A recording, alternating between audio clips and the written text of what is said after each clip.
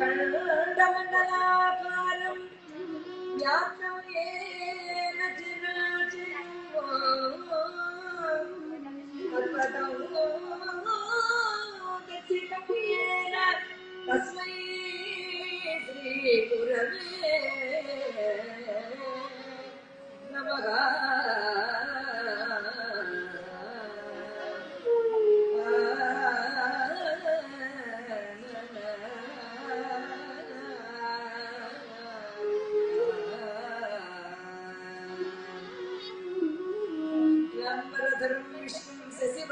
चतुर्भुजं प्रसन्नवदनं ध्यायेत् सर्वविघ्नोपशान्तये अगजाननपद्मार्कं गजाननमगणितो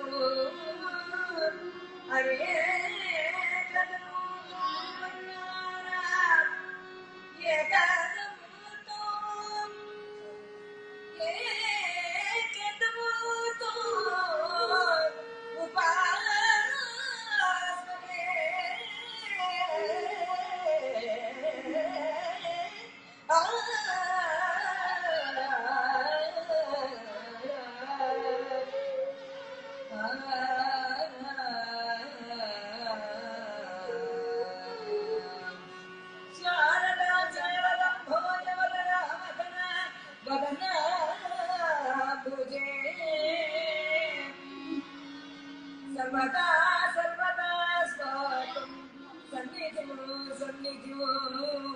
क्रियात्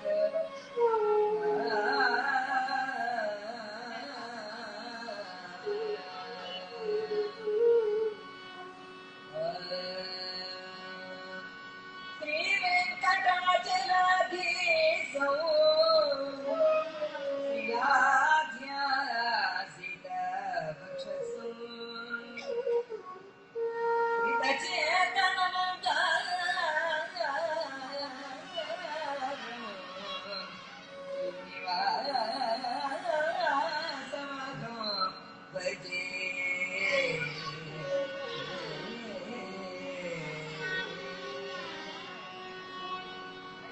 सदानन्दवृक्षस्य मूलाधिवासात् श्रीसाईनाथ सद्गुरवे नमः।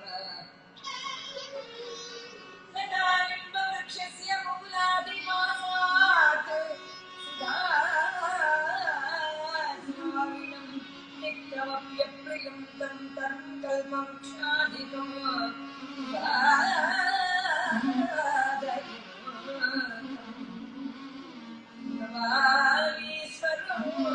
सद्गुरु साईनाथ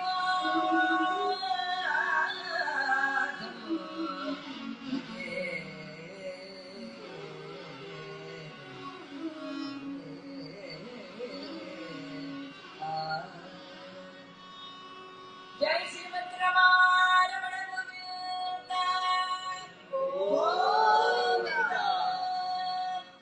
सप्तशैलवास वेंकटाद्रि रमण गोविंद श्री समर्थ सद्गुरु साईनाथ महाराज की लक्ष्मी रमण गोविंद रमण गोविंद सुजनावन मोदा सुजनावन मोदा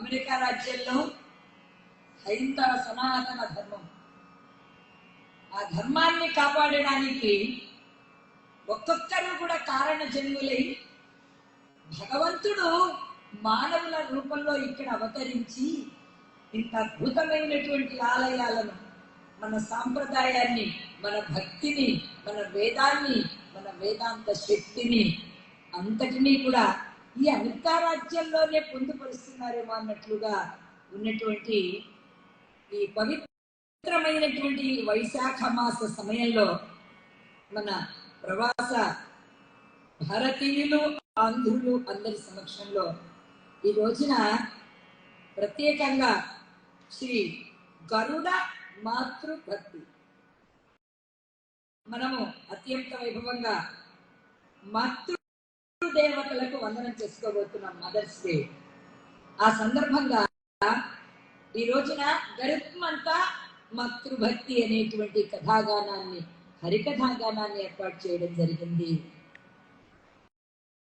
ఆ సందర్భంగా ఇక్కడ అబ్రేలో ఉన్నటువంటి షిరిడి సాయినాథుని యొక్క దివ్య ఆలయంలో మా శరవణ గారు, వీరందరూ కలిపి, శర్మ గారు, తరువాత అర్చక స్వాములు, మా మహిళా తల్లులు, ఇంత మహావిద్వాంసులందరినీ, ఇది ఒక సంగీత సాహిత్య సభ అని అనుకోండి, సంగీత సాహిత్య హరికథా సభ.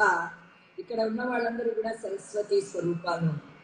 అబ్బాయి ఫ్లూట్ పైన అద్భుతమైనటువంటి కృషి చేసినటువంటి వారు, వైలిన్ పైన గణేశన్, ఆయన నిజంగా గణేశన్ లాగే ఉన్నారు, తెలుసు, సాక్షాత్ గణేశ.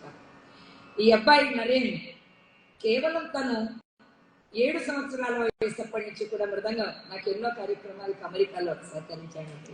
వీళ్ళందరికీ ఒక్కసారి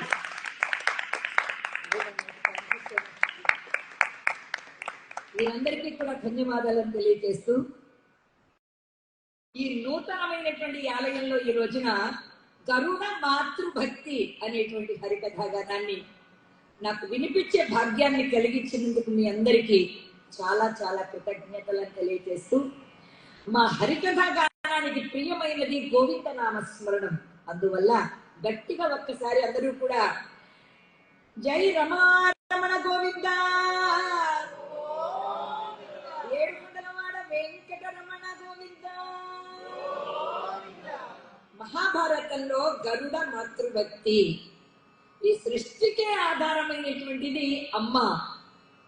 అమ్మను మించినటువంటి దైవం లేదు, తల్లిని మించినటువంటి దైవం లేదు. నమాతృ సమో దైవతః అని మనకి శృతి. తల్లిని మించినటువంటి దైవము లేదు అని.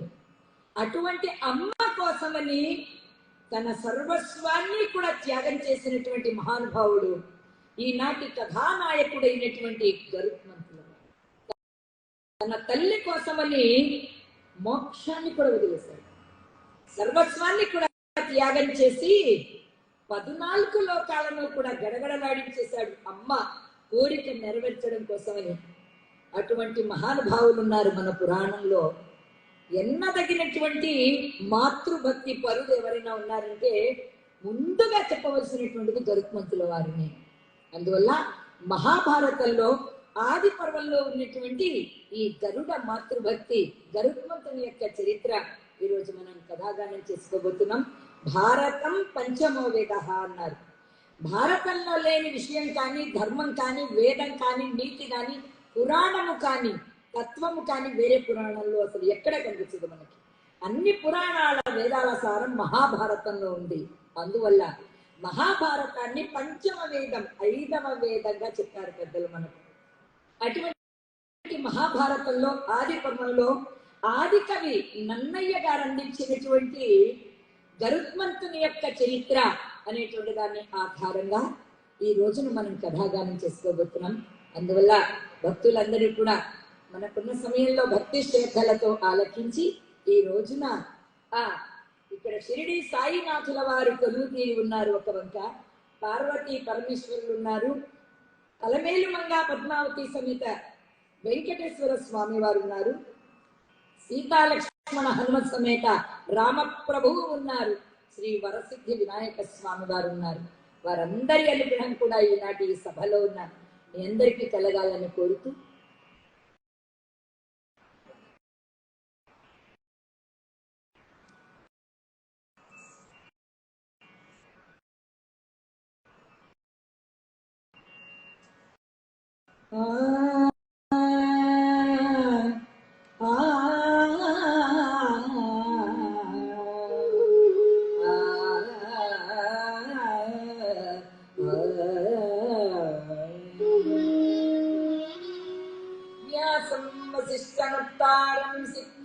పౌత్రమకల్మషం పరాశరాత్మజము వందే సుఖతాకం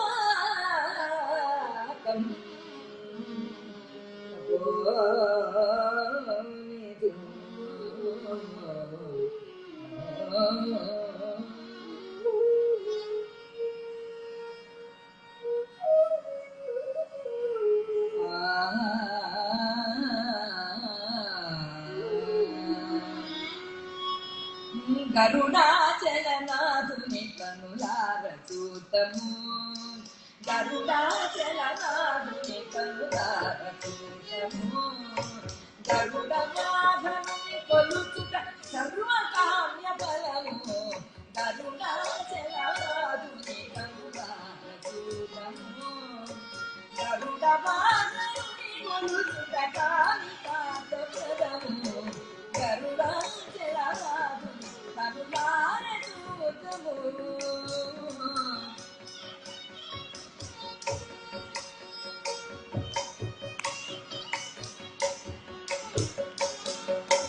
కలి కల్మష కరుణము గరుడుని వైభవము, కలి కల్మష కరణము గరుడుని శ్రీచరితము,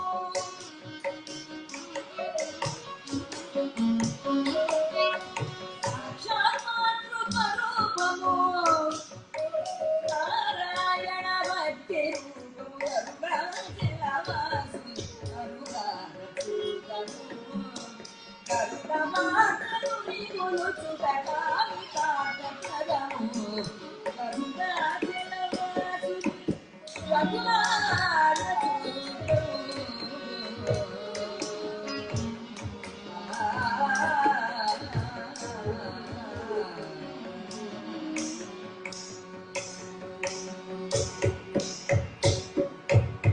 జై శ్రీమద్ రమారమణ గోవింద. భక్త మహాశైలారా, ఈ కథాగానాన్ని మనకి సంస్కృతంలో మహాభారతాన్ని అందించినటువంటి మహారుషీశ్వరులు వ్యాస భగవానుల వారు.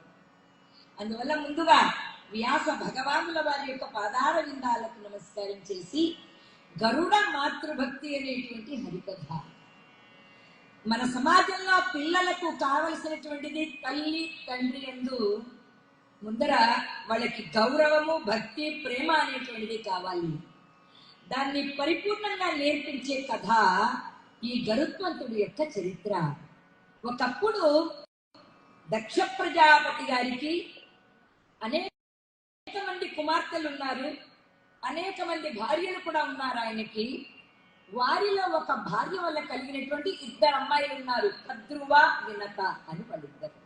వాళ్ళిద్దరిని కూడా మహానుభావుడైనటువంటి కశ్యప మహర్షికి ఇచ్చి పెళ్లి చేశారు ఆయన.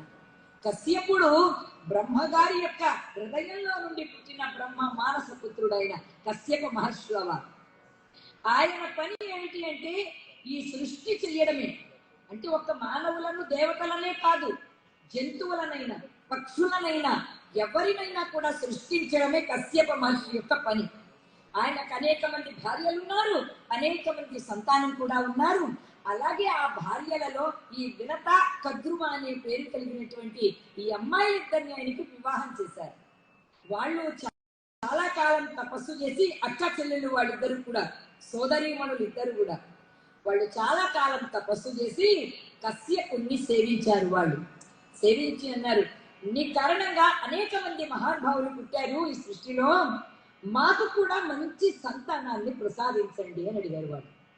ఎప్పుడైతే అడిగారో అప్పుడు ఈ కశ్యపుడు అన్నాడు, సరే అయితే ఎటువంటి సంతానం కావాలో మీ ఇద్దరికి కోరుకోండి అన్నారు. అనగానే వెంటనే ఈ కద్రువ అన్నది, నేనే ముందర కోరుకుంటాను అన్నారు. నేను పెద్దదాన్ని, నేనే కోరుకుంటాను. సరే అయితే కోరుకో అన్నారు. ఆమె కోరుకున్నదట, అనల తేజులు దీర్ఘ శరీరులు అలరునటి సత్పుత్రుల వినుత సకుల వేయి మందిని కారే కద్రువ. ఆమె కోరుకున్నదట, అసలు నా పిల్లలంత బలవంతులు ఇంకెవరు ఉండకూడదు, నాకు ఒక్కళ్ళిద్దరు కాదు 1000 మంది సంతానం కావాలి అని కోరుకుంది కద్రువ. వాళ్ళు ఎలా ఉండాలట, సూర్యుని యొక్క అగ్ని యొక్క కాంతి ఎలా ఉంటుందో అటువంటి ప్రకాశం కలిగిన వాళ్ళు అయి ఉండాలి. దీర్ఘదేహులు అన్నట్టు చాలా పొడవైనటువంటి శరీరం కలిగిన వాళ్ళట. ఇలా ఉండేటువంటి వాళ్ళు కావాలని కోరుకుందట ఆవిడ. దీర్ఘదేహులైనటువంటి వాళ్ళని 1000 మంది కుమారులను కోరుకుంది ఆవిడ. ఆయన అన్నాడు, చాలా సంతోషం, అయితే నీకు 1000 మంది కుమారులు కలుగుతారన్నారు కశ్యప మహర్షి. ఇంకా చెల్లెలుంది కదా వినత, నీకెవరిని కావాలో కోరుకోండి. నీకు కూడా కావాలా 2000 మంది? నేను నాకు అక్కర్లేదు, ఇద్దరు చాలు. ఆ ఇద్దరు ఎటువంటి వాళ్ళై ఉండాలి? ఆ 1000 మందికి ఎంత బలం ఉందో అంతకన్నా 1000 రెట్లు బలం కలిగిన వాళ్ళై ఉండాలి. ఇద్దరే చాలు నాకు. ఆశ్చర్యపోయాడు. ఆమె 1000 మందిని కోరుకుంటే ఈమె ఇద్దరిని కోరుకుంది. వాళ్ళిద్దరూ కూడా ఈ 1000 మంది కంటే కూడా 1000 రెట్లు బలశాలులై ఉండాలి అంటూ ఇంకొక కోరిక కోరిందామె. నా కొడుకులు ఎటువంటి వాళ్ళై ఉండాలంటే, నా కుమారులు తండ్రికి ప్రియమగువారు వినత గోరే. కన్న తల్లికి తండ్రికి ఆనందాన్ని కలిగించే పిల్లలై ఉండాలి, నా పిల్లలు అట్లాంటి వాళ్ళు కావాలి అని కోరుకున్నాను. ఆయన అన్నాడు, మీరు సామాన్యమైన కోరికలు కాదు, వీటికి నేను ఘోరమైనటువంటి తపస్సు చేయాలి. ఆ తపస్సు చేసిన తర్వాత వస్తానని ఆయన వెళ్ళి ఎంతో కాలం తపస్సు చేసి ఆ తరువాత వస్తే ఒక తల్లి కడుపులో 1000 మంది పిల్లలు పుట్టడం అసాధ్యం. ఈమె కూడా మహాబలవంతులైన 1000 రెట్లు బలం కలిగిన వాళ్ళు కావాలంటే వినత, ఈమె కూడా సాధ్యమే. నేను ఎటువంటి సంతానాన్నైనా ఇవ్వగలను కాబట్టి మీకు అండముల రూపంలో ఉండేటువంటి, గుడ్డు రూపంలో ఉండేటువంటి, మీకు ముందుగా ఆ అండములుగా మీరు ప్రసవిస్తారు వాళ్ళని అని చెప్పి 1000 గుడ్లను ఆ కద్రువ, ఒక 2 పెద్ద గుడ్లను ఈవిడ గారు వినత వీళ్ళు ప్రసవించారు. దానికి ఒక ప్రత్యేకమైనటువంటి వాతావరణాన్ని ఏర్పాటు చేసి మంత్రపూతంగా వాళ్ళందరినీ కూడా అనేకమైన దివ్యమైన పవిత్రమైన జలాలతో ఆ గుడ్లనన్నింటినీ కూడా సంరక్షించి దాని సమయం అయ్యేంత వరకు కూడా దాని జోలికి వెళ్ళకూడదన్నారు. ఈమెకు 2 గుడ్లు, ఆవిడ గారికి 1000 గుడ్లు. ఈమె గారి అంతఃపురంలో ఈమెకి, ఆమె గారి అంతఃపురంలో ఆమె గారికి. ముందు కోరుకున్నది ఎవరు? కద్రువ కోరుకున్నది. కాబట్టి ఆమెకు ఒక్కొక్క గుడ్డు పగిలి అందుండి ఆదిశేషుడు, తరువాత వాసుకి, తరువాత తక్షకుడు, తరువాత కర్కోటకుడు, ఇలా మొదలైనటువంటి వాళ్ళందరూ కూడా జన్మించడం ప్రారంభించారు. ప్రతిరోజు కబుర్లు వస్తాయన్నమాట చిన్నరాణి గారికి. ఏమని? ఈ రోజున 10 మంది సంతానం కలిగారు కద్రువకు, 10 మంది కొడుకులు జన్మించారు. ఆహా, ఏమి తేజస్సు! ఇంతంత పొడవు దేహాలు, పాములు పుట్టారు, ఆమెకు సర్పములు జన్మించారు. ఈ వార్త వింటూనే వినటానికి అనవసరంగా నేను 2 గుడ్లు కోరుకున్నాను, ఆవిడలాగా కనీసం 200 కోరుకోలేదు నేను. రోజుకో 10 మంది చొప్పున 20 మంది చొప్పున పుడుతున్నారు కదా ఆ కద్రువకు, నాకు ఆ సంతాన భాగ్యం లేకుండా అయిపోయింది కదా అని ఈవిడ దుఃఖించడం ప్రారంభించింది. ఆమెకు 1000 మంది కుమారులు జన్మించేశారు. ఆమెకు 1000 మంది కుమారులు జన్మించేశారు. ఈమె 2 గుడ్లు అలాగే ఉన్నాయి, కదలడం లేదు, మెదలడం లేదు.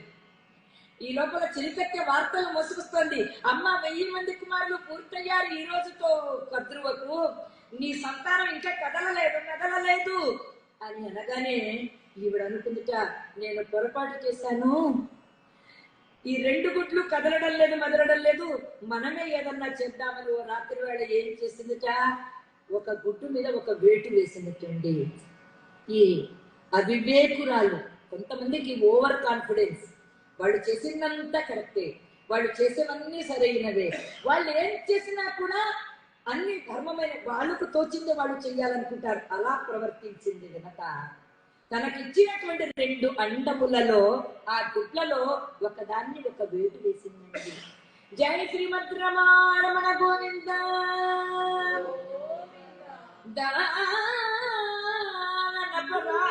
దానపరాధకాయుడు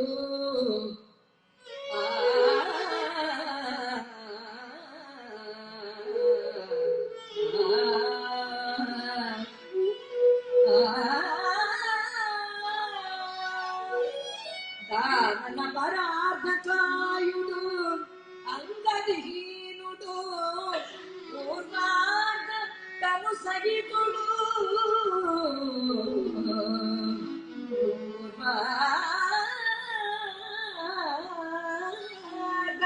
తను సహితుడు, అరుణుడనంగా సుతుడు దయాచే, దయచే మహానీతియుతుండు, తల్లికి అప్రియ మెసగ,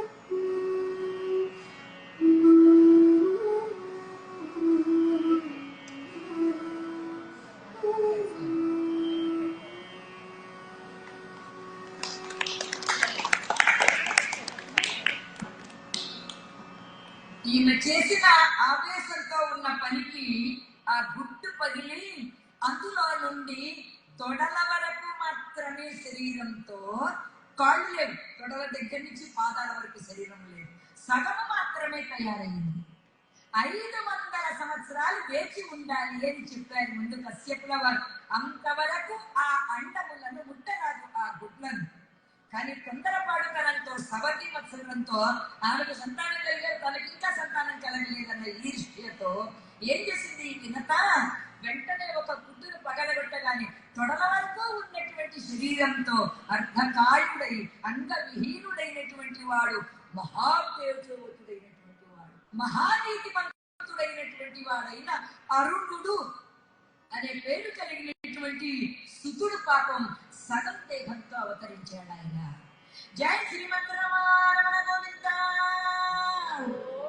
ఎప్పుడైతే అవతరించాడో ఆమె ఆ సంతానాన్ని చూడగానే అన్నదట, బిడ్డను చూడగానే అమ్మకు ఎంత కష్టపడి తాను కన్నప్పటికీ కూడా సంతానాన్ని చూడగానే ఆనందం కలగాలి, కానీ ముఖపుడి చేసి అయ్యో నాకు ఇటువంటి సగం శరీరంతో ఉన్నవాడు పుట్టాడా అని వాళ్ళమ్మ ఎప్పుడైతే వినత అలా అన్నదో వెంటనే అరుణుడు ఆగ్రహమూర్తి అయిపోయినాడు.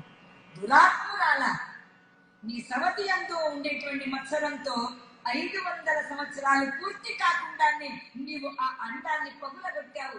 నీ కారణంగా సగం శరీరంతో ఉన్నటువంటి నేను పుట్టా, నీ మాతృదోషం వల్ల. అందువల్ల నీకు ఇదే శాపం చేస్తున్నా నేను. ఏమిటో తెలుసా? నువ్వు ఏ సవతి మీద మత్సరంతో అయితే ఈ గుండును పగలగొట్టావో ఆ సవతికి 500 సంవత్సరముల పాటు దాచివేయబడి ఉండుము. నీవు దాచివేయబడి ఉండి ఆమె ఇంత ఊడిగం చేసి ఆమె 1000 మంది బిడ్డలకు నువ్వు ఈ శిక్షను అనుభవించవలసిందే. ఎందుకంటే ఇంకా పుట్టకుండా ఉన్నటువంటి నన్ను ఇంత కురూపుని చేశావు నువ్వు అని చెప్పి శపించేశాడు. శపించేయగానే ఆమెకు ఆ బిడ్డను చూడగానే ఎక్కడ లేని దుఃఖం వచ్చేసింది వినతకు. అయ్యయ్యో నా తండ్రి ఎంత పొరపాటు చేశాను, నీ జీవితానంతటినీ కూడా నేను నాశనం చేశాను కదా, నన్ను మన్నించిన ఆయన అంటూ వచ్చింది కొడుకు దగ్గరకు. రాగానే అమ్మఒడి దగ్గరకు వచ్చి ఒక్కసారిగా అల్లుడు అన్నాడు, నువ్వు నాకు సగం శరీరాన్ని ఇచ్చినా నేను నిన్ను అనుగ్రహిస్తున్నా. ఎందుకో తెలుసా? కుమాత నజాయతే అన్నాడు ఆయన. ఎక్కడైనా చెడ్డ భార్య ఉంటుంది, చెడినటువంటి స్నేహితుడు ఉంటాడు, చెడ్డ బంధువులు ఉంటారు, చెడ్డ స్నేహితులు ఉంటారు, కానీ చెడు తత్వాన్ని కలిగినటువంటి చెడ్డ అమ్మ ఈ సృష్టిలో ఎప్పుడూ ఉండదు. కుమాత అనేటువంటిది ఎప్పుడు ఉండదు, చెడ్డ తల్లి ఉండదు. అందువల్ల నువ్వు నన్ను తొందరపడి ఇలా చేసినా కూడా నువ్వు నా అమ్మవే. నీ కడుపున పుట్టాను కదా, మరి నేను నీ రుణాన్ని తీర్చుకోవాలి కదా, నీకు శాప విమోచనాన్ని నేను ప్రసాదిస్తున్నాను. మళ్ళీ 500 సంవత్సరాల వరకు కూడా 2వ గుడ్డునైనా పగలగొట్టకుండా ఉంది. అవి కొడుకులు నడుస్తున్నారు తిరుగుతున్నారని చెప్పనని ఈర్ష్య అసూయలతో 2వ దాన్ని తొందరపడి పగలగొట్టకు. దాని నుండి మహావిష్ణు స్వరూపుడైనటువంటి వాడు, మహా తేజవంతుడైనటువంటి వాడు పుడుతున్నాడు. నీకు తప్పక శాప విమోచనం కలిగించి నిన్ను ఉద్ధరిస్తాడు నీ కొడుకు. అటువంటి వాడిని కని నువ్వు ధన్యురాలవుతావు, అంతవరకు ఈ శాపాన్ని అనుభవించు అని చెప్పి అక్కడ నుండి ఆయన తిన్నగా ఎవరి దగ్గరికి వెళ్ళాడండి? ఆయన ఆ అరుణుడు అయినా మహాతేజవంతుడైనటువంటి వాడు. అరుణుడు అంటే మహాకాంతితో ఉండేటువంటి వాడు అని. అటువంటి కాంతివంతుడైన అరుణుడు తొడలు లేకపోయినా కూడా సూర్య భగవాను గురించి ఆరాధించాడు ఆయన. జయ శ్రీమద్ రమారమణ గోవింద. సప్తాశ్వరథమారూఢో ప్రచండో తస్య పాద్మజో శ్వేత పద్మధరమో దేవో తం సూర్యో ప్రణమామ్యేహో.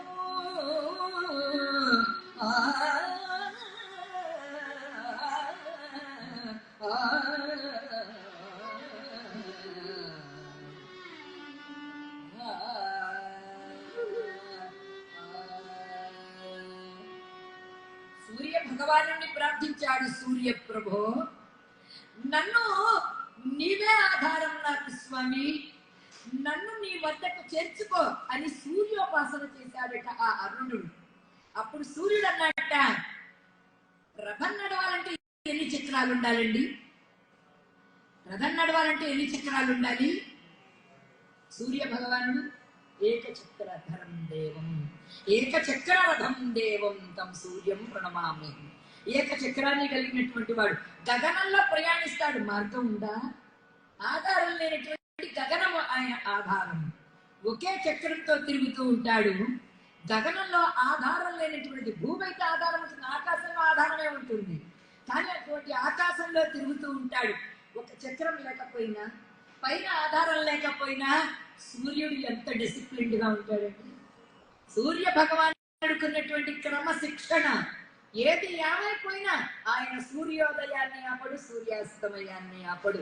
ఎంత ఎంత ధర్మానికి కట్టుబడి సూర్యుడు, ధర్మంతో ఉదయిస్తాడు, సత్యంతో అస్తమిస్తాడు సూర్యుడు. అప్పుడు సూర్యుడు అన్నట్టు నాకే ఆధారం లేదు, నువ్వు ఎలా వస్తావన్నదా అన్నట్టు, స్వామి నన్ను నీ రథ సారథిగా చేసుకో, నీకు ఏ ఆధారం లేదు, నాకు నువ్వే ఆధారం సూర్య భగవానుడా, నువ్వు ధర్మానికి ఆధారమైన వాడు, నేను నీపై ఆధారపడినటువంటి వాడిని, నన్ను నీ రథ సారథిగా చేసుకో అనగానే అప్పుడు సూర్య భగవానుడు ఆయన అనుగ్రహించి, ఆయన తపస్సునకు మెచ్చి ఆ వినతాదేవి యొక్క పెద్ద కుమారుడైనటువంటి వాడిని ఆయన అనుపూరుడు, ఊరువులు లేనివాడు. అరుణుడు అసలు పేరు, అనూరుడు ఊరువులు లేనటువంటి వాడు సూర్య భగవానుడికి సారథి. సాధించాలి అనుకుంటే దీక్ష ఉండాలి, కానీ దేన్నైనా సాధించవచ్చని కాళ్ళు లేకపోయినా కూడా అనూరుడు మనకు రుజువు చేసి చూపించాడండి. కద్రువకు ఆశ్చర్యం అయిపోయింది, కాళ్ళు లేకుండా పుట్టినా కూడా వాడేమో అక్కడున్నాడు అనూరుడు. 1000 పాములు ఉంటాయి, 1000 సర్పాలు, నేల మీద పతతీతి పన్నగ, ఎప్పుడు నేల మీదనే నడుస్తూ పాకుతూ ఉంటాయట. అందువల్ల పన్నగములు. ఆమెకు చాలా కోపం వచ్చేసింది, ఎలాగైనా సరే ఈ వినతను దాసిగా చేసుకోవాలనుకొని ఒక రోజున వాళ్ళిద్దరూ కూడా విహరించడానికి ఎక్కడికి వెళ్ళారండి? క్షీర సముద్రం దగ్గరకు వెళ్ళారట వాళ్ళందరూ కూడా. క్షీర సముద్రం దగ్గరకు వెళ్ళగానే అక్కడ ఒక దేవతల యొక్క గుర్రమైనటువంటి ఉచ్చైశ్రవము అని పాల సముద్రంలో నుంచి పుట్టింది. ఆ గుర్రం కనిపించిందట. చూడుమా చూడుమా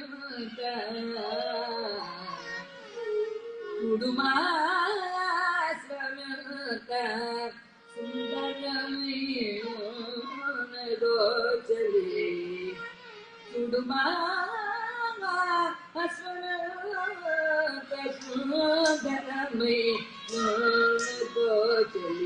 చూడుమా స్వమత సుందరమై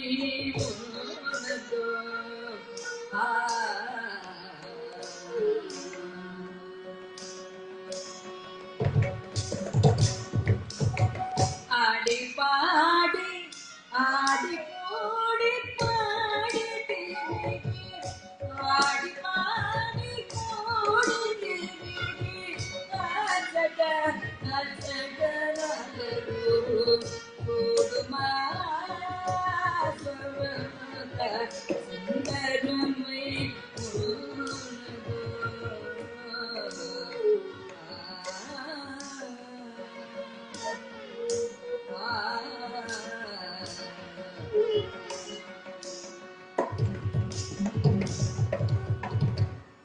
ఒక గుర్రం కనిపించింది, ఉచ్చైశ్రవం, దేవతా అశ్వమతి. కద్రువ అన్నది కదా, ఎప్పటి నుంచో ఈమెకు ఒక కొడుకు పుడితేనే ఇంత గొప్పవాడైనాడు కదా, ఇంకొక గుర్తు అలాగే ఉంది, వాడెంత గొప్పవాడవుతాడోనని. చెల్లి చూసావా ఆ అశ్వాన్ని, దేవతా అశ్వాన్ని? అవునక్క, అసలు ఎటువంటి మత్స లేదు, పాల సముద్రంలో తరగలవలే ఎంత తెల్లగా ఉందో, స్వచ్ఛమైన తెల్లని కాంతితో వెలిగిపోతుందంటే అదేమిటి? దాని తోక పైన నల్లని మచ్చ ఉంది చూసావా? చిచ్చి ఊరుకోక, ఎటువంటి మచ్చ లేదు. లేదనంటావేమిటి? నీకు నాకు పందెము అన్నది. ఏమిటా పందెం అంటే, పందాలు ఎప్పుడు పడితే అప్పుడు కాయకూడదు అనమాట, నో బెట్టింగ్స్. ఏమండి, అవి జీవితాన్నే పాడు చేసేస్తాయన్నమాట. అన్నదట నీకు నాకు పందెం. అందుకే ఎవరు వినతా కద్రువ చెప్పైతే, దానికి నిజముగా నల్లని మచ్చ కనుక ఉన్నట్లయితే నువ్వు నాకు దాసివి, దానికి మచ్చ లేకపోతే నేను నీకు దాసిని 500 సంవత్సరముల పాటు. సరే దగ్గరకు వెళ్ళి చూద్దామన్నారు. ఇప్పుడు కాదు, మన స్వామి పూజకు సమయం అయిపోయింది, ఇప్పుడు వద్దు, రేపటి రోజు వద్దాం, ఈ గుర్రం ఇక్కడే ఉంటుంది కదా అన్నది కద్రువ తెలివిగా. తిన్నగా వాళ్ళ ఇంటికి వచ్చిన తరువాత కద్రువ తన 1000 మంది పాములు ఉన్నారు కదా, సర్పాలు కొడుకులు, వాళ్ళని పిలిచిందట. మీరు నేను చెప్పిన పని చెయ్యాలి అని. ఏమిటమ్మా చెప్పిన పని అంటే, మీరు వెళ్ళి ఉచ్చైశ్రవము గుర్రం యొక్క తోకకు చుట్టుకోండి, అప్పుడు నేను దాసిని చేసుకుంటాను వినతను అని. ఎంత తప్పు! కశ్యప ప్రజాపతి గారి పిల్లాలి నువ్వు, 1000 మంది కొడుకులను కన్నావు, నీ చెల్లెల్ని దాసిని చేసుకోవాలనుకుంటావా? ధర్మానికి విరుద్ధం కదా అది. మేము అలా చెయ్యము అన్నారు. ఈమె కోపం వచ్చిందట. అందుకని ఏమంది? అనుపమముగా జనమే జయుడను జనపతి చేయు సత్పయాగ నిమిత్తమై. అనుపమముగ జనమే జయుడను జనపతి చేయు సత్పయాగ నిమిత్తంబున రాములు పంచత్వమున మనియదరని మునకములకు కత్రువ శాపం ఇచ్చెను.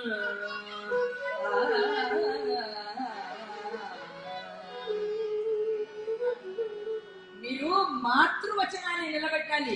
అమ్మ ఏది చెప్పితే అది వినాలి. ఈ రోజున తల్లిని నేను చెప్పిన మాటను కాదన్నారు. కాబట్టి మీరందరూ కలియుగం యొక్క ప్రారంభంలో ఆ జనమేజయ మహారాజు గారు చేసే సర్పయాగంలో ఈమెకు 1000 మంది సర్పాలే కదా, పాములే కదా బిడ్డలు. మీరందరూ కూడా ఆ సర్పయాగంలో పడి మరణించుదురుగాక అగ్నిలో పడి. ఇంత తపస్సు చేసి కన్న బిడ్డలను ఒక్క మాటతో చనిపోమంది. ఎవరైనా చనిపో అన్నా పర్వాలేదు, కానీ తల్లి నోటి వెంట ఆ మాట రాకూడదు.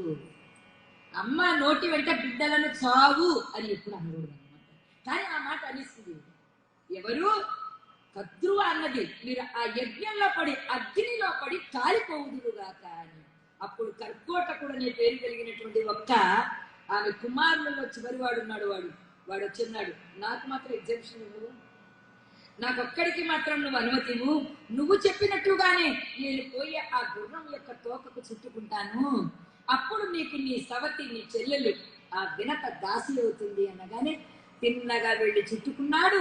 ఆ వినతకు చూపించింది. నువ్వు మచ్చలేదనన్నావు, అదిగో నల్లనైన మచ్చ ఉన్నది కాబట్టి 500 సంవత్సరాలు నువ్వు నాకు దాసివి.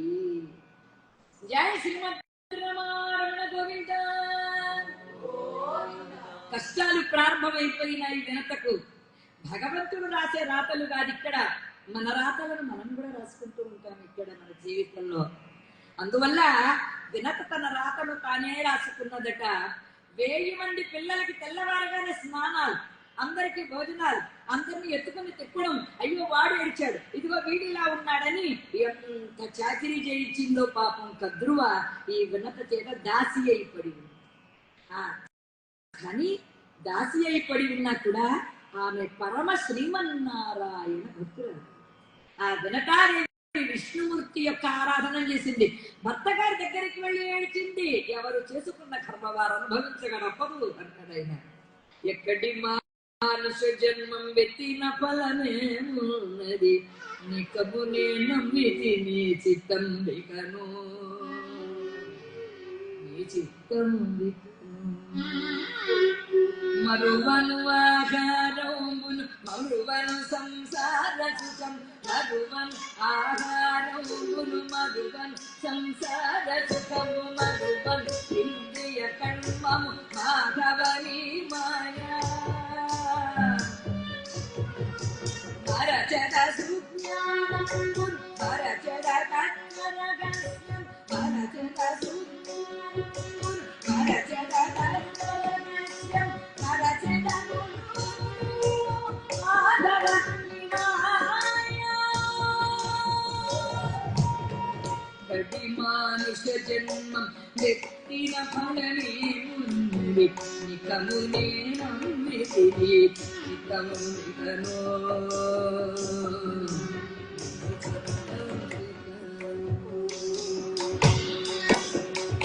ఎక్కడి మానుష జన్మం వ్యక్తిన ఫలమేమున్నది, నికమునే నమ్మితిని చిత్తమునికను.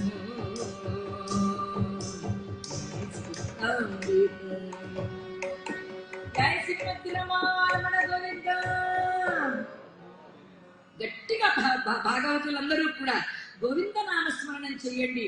ఈ రోజున వైశాఖ శుద్ధ తదియ గడియలు దాటుతూ ఉన్నాయి. పరమేశ్వరుడు అక్షయ స్వరూపమై మనల్ని రక్షిస్తూ ఉంటారు. అందువల్ల జయ శ్రీమద్రమారమణ గోవింద, ఏడుకొండలవాడ వెంకటరమణ గోవింద. నీ నామమే మాకు నిధియో నిదానము, నీ నామమే ఆత్మ నిధానాంజనము. గరుత్మంతుల వారు అవతరించినటువంటి శుభప్రదమైనటువంటి ఆ తిథికి సకల లోకములు కూడా ప్రకాశవంతములు కాగా గుడ్డులో నుండి వెలుగులు బయటకు వస్తున్నాయట. అక్కడ దాసి పని చేస్తుంది సవతి ఇంట. ఎవరు? వినతకు తెలియదు ఇది.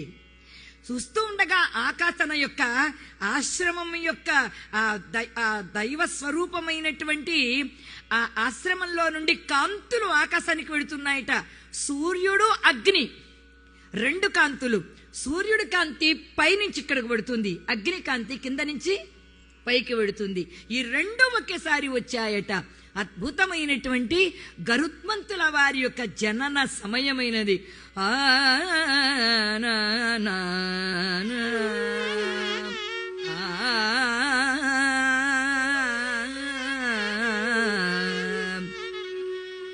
నమస్తే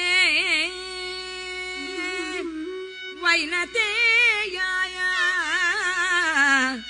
నమస్తే విహగాధిపా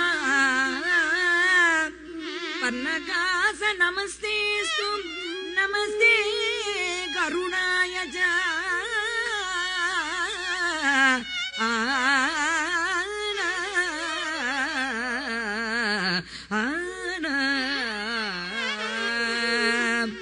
అవతరించిరిసి గరుడాల్వారులు, అవతరించిరి గరుడాల్వారులు.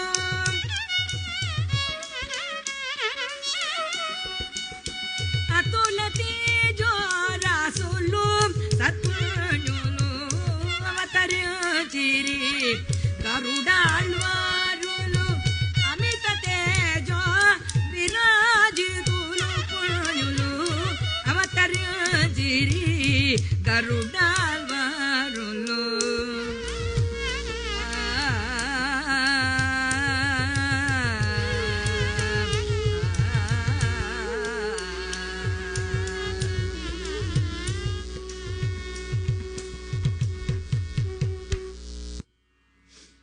అఖండమైనటువంటి తేజో విరాజితులై ఆ గుడ్డు ప్రగిలి ఒక్కసారిగా ప్రచండమైనటువంటి గాలులు వచ్చాయట.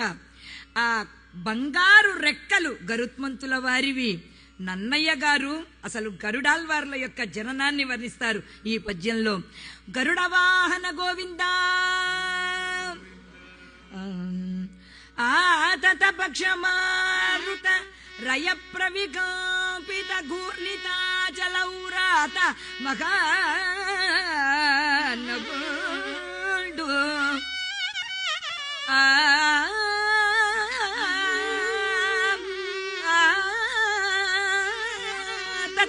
పక్షమారుతరయ ప్రవికంపిత ఘూర్ణితాచలౌరాత మగానగుండు.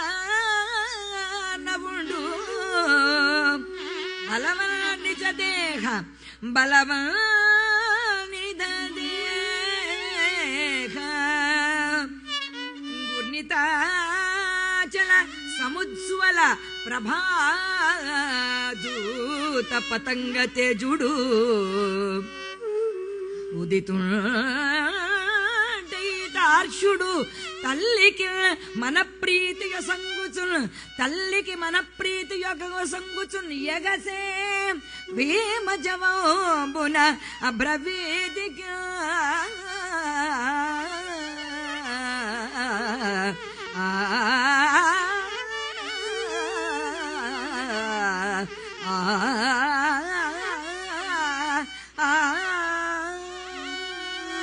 జై శ్రీమద్రమారమణ గోవింద.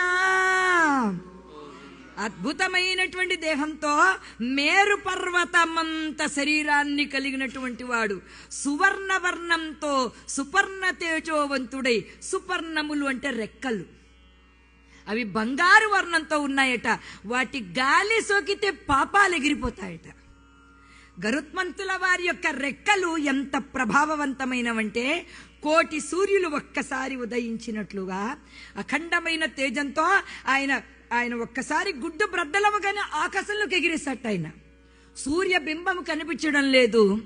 ఆయన వేగానికి మొత్తం వృక్షాలన్నీ కూడా మండిపోతున్నాయి. మునీశ్వరులందరూ భయపడిపోయినారు. ప్రళయం వచ్చింది. వెంటనే సృష్టి అంతా అంతమైపోతోంది. ఓ అగ్నిదేవ రక్షించు అంటే అగ్ని సూక్తములు చదువుతున్నారట. అప్పుడు అగ్నిదేవుడు అన్నట్ట, నేనేం చేయడం లేదర్రా, అదుగో వినతాసుతుడై కశ్యపుని యొక్క మహాతేజవంతుడై గరుత్మంతుల వారు అవతరించారు. ఆయన రెక్కల ధాటికి ఇదంతా జరుగుతోంది. అదుగో చూడండి అన్నారట. ఆయన పుట్టడమే నారాయణ నామ ఘోషలతో పుట్టాట మహానుభావుడు. నమో నారాయణాయ, నమో నారాయణాయ, నమో నారాయణాయ అంటూ ఆకాశంలోనికి ఎగిరాడట. ఈ 1000 మంది పాములు కద్రువాదేవి వినతాదేవి యొక్క ఆనందానికి వినతాసుత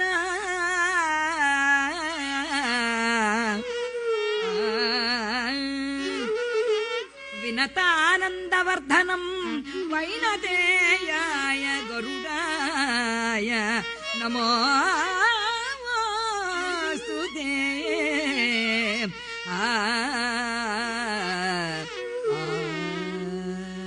గరుడ వాహన గోవింద. అలా ఆకాశంలోకి అంత ఎత్తున ఎగిరిపోయాడట ఆయన. అలా ఎగిరినటువంటి వాడు ఎంత అద్భుతంగా ఉంటుందంటే ఈ సృష్టిలో మాతృప్రేమ. పుట్టినటువంటి బిడ్డ కొండంత దేహాన్ని కలిగినటువంటి వాడు. హరికులి సక్షితి ఎరుగని, హరికులి సక్షితి ఎరుగని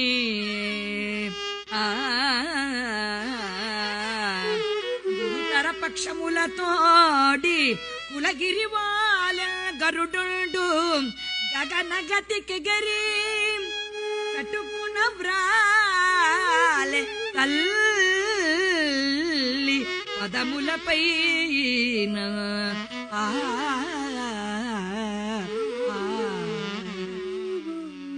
అంత ఆకాశంలోకి ఎగిరిపోయాట. పుట్టడమే అంత శక్తివంతుడైనటువంటి వాడు. అలా ఎగిరిపోయి అక్కడికెళ్ళి చూశాట. ఏమని చూశాడు? ఎవరికి కావాలని అడిగాడు. మా మాతృదేవత ఎక్కడా, మా అమ్మ ఎక్కడా అని అడిగట్టండి. అప్పుడు అన్నట్టు, ఒరే నాయనా మీ అమ్మ ఆకాశంలో లేదురా, మీ అమ్మ ఆశ్రమంలో ఉన్నది అదుగో అనగానే అక్కడి నుంచి కిందకు వాలిపోయాటండి. ఆయన వాలిపోతుంటే ఒక పర్వతము రెక్కలతో కింద పడిపోతుందా అన్నట్లుగా ఉన్నట్ట గరుత్మంతుల వారు. వెంటనే వచ్చి ఎక్కడ వాడాడు? తల్లి పదములపైన వ్రాల, అమ్మ పాదాలపైన వాలిపోయాటండి. ప్రపంచానికి రాజైనా కూడా అమ్మకు బిడ్డడే కదా మరి. అందువల్ల అమ్మ యొక్క పాదాల మీద వాలిపోయాట. కళ్ళ నీళ్లతో ఆ మహాతల్లి గరుత్మంతుల వారిని కౌగలించుకున్నదట. ఒరే నాయనా, నా భాగ్య నిధానమా, నీ యొక్క రెక్కల చప్పుల్లో హరిహరి అనేటువంటి శ్రీహరి యొక్క దివ్య మంగళనామం వినబడుతోందిరా. నీ నోటి వెంట శాశ్వతమైన మధురాతి మధురమైనటువంటి నారాయణ నామ స్మరణం వినబడుతోందిరా నాయన. కశ్యపునికి నాకు కూడా ఆనందాన్ని కలిగించావు. కాదు కాదు, సకల లోకాలకు ఆనందాన్ని కలిగించావురా గరుడా నాయన అని ఆ తల్లి కౌగలించుకున్నది. సకల దేవతలందరూ కూడా పూల వర్షాన్ని కురిపిస్తూ ఉంటే పసివాడు కదా, అమ్మ ఎక్కడ తిరిగితే అక్కడికే వెడుతున్నాడట. అమ్మ వెనుకనే వెడుతున్నాడట. అమ్మకు పూజకు కావలసినవన్నీ తెచ్చిస్తున్నట్ట ఆ మహాతేజోవంతుడైనటువంటి గరుత్మంతుల వారు. తల్లితో పాటు తాను కూడా సేవలు చేస్తూ కద్రువకు చెప్పిందట తల్లి, మనము దాసులమామెకు, అందువల్ల వారు ఏం చెప్పితే అది చెయ్యాలి, వారిని దూషించరాదు. మనం ఏమైనా అపచారం చేశామా? చెయ్యలేదే. ఏమన్నా ద్రోహం చేశామా? చెయ్యలేదే. ఏవైనా తప్పులు చేశామా? చెయ్యలేదే. మనం ఎందుకు దాసులమై ఉన్నాము? ఆమె అమ్మ గదా, నువ్వు అమ్మవే గదా, ఎందుకు దాసివైనావు నీ అక్కకు అని అడిగట్టయినా. నాయనా, నేను దాసురాలి, నువ్వు దాసుడివి. 500 సంవత్సరాలు ఇంకా పూర్తి కాలేదురా నాయన. 500 సంవత్సరాల వరకు మనము వారికి దాసులమై మనము వారికి సేవించాలి. అంతవరకు మనసులో ఎవరిని సేవించాలి? సర్వం సహా రక్షణకారకుడైన శ్రీమన్నారాయణుని మనము సేవించాలి అని తల్లి చెబితే ఒక వంక దాస్యం చేస్తూ అమ్మతో పాటు ఆయన శ్రీమన్నారాయణుని యొక్క దివ్యమైన పాదార విందాలను సేవిస్తూ ఉన్నాడట. జై శ్రీమద్ రమారమణ గోవింద. నారాయణాయ నమో నమో, నానాత్మనే నమో నమో, నారాయణాయ నమో నమో, నానాత్మనే నమో నమో, నారాయణాయ నమో నమో, నానాత్మనే నమో నమో. ఈ వరుసలనే ఎవరు దలచిన ఇహ పరసాధనముతే, నారాయణాయ నమో నమో, నానాత్మనే నమో నమో. ఈ వరుసలనే ఎవరు దలచిన ఇహ పరసాధనముతే, నారాయణాయ నమో నమో, నారాయణాయ నమో నమో. గోవిందాయ నమో నమో, గోపాలాయ నమో నమో.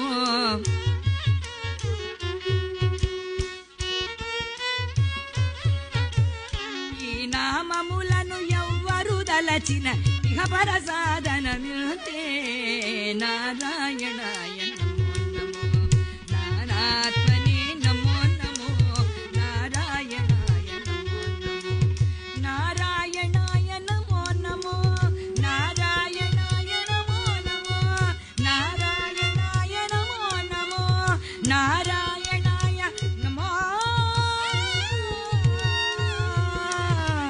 నమో.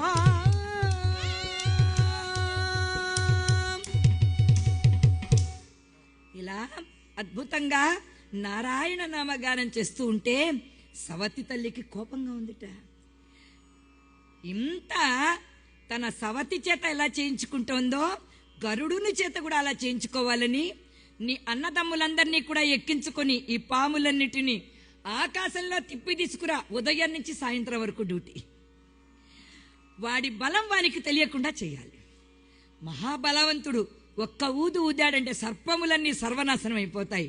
అందువల్ల వాడిని దాస్యం అనే పేరుతో కట్టి పెట్టాలి అని అవేం చేసిందట, ఆకాశంలో ఉదయం నుంచి సాయంత్రం వరకు తిప్పుకొనిరా అని అనగానే ప్రతిరోజు డ్యూటీ అన్నమాట ఆయనకి.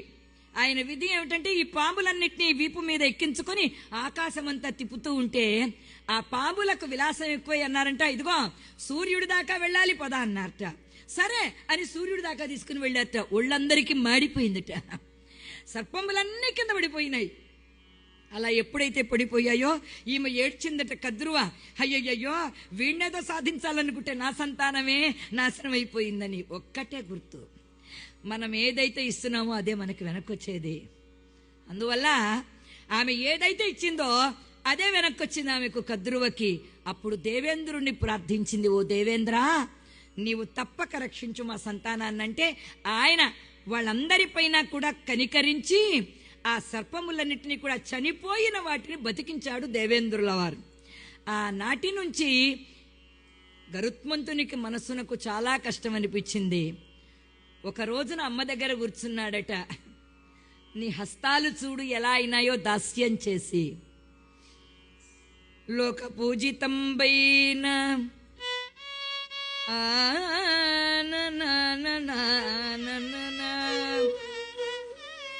లోక పూజితంబైన నీ హస్తములయందు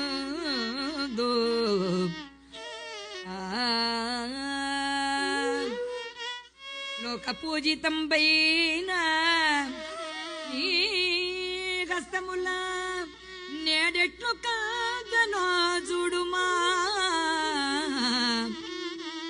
నా నాసికాగ్రముతోడ మేరు శిఖరములనైనా నుగ్గును సౌము చేయగల్గు నేను ఒక దాసుడనై పడి ఉండనేలా.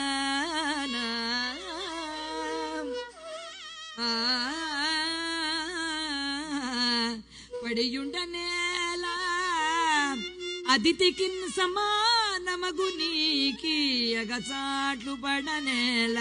అమ్మరో అమ్మరో అమ్మా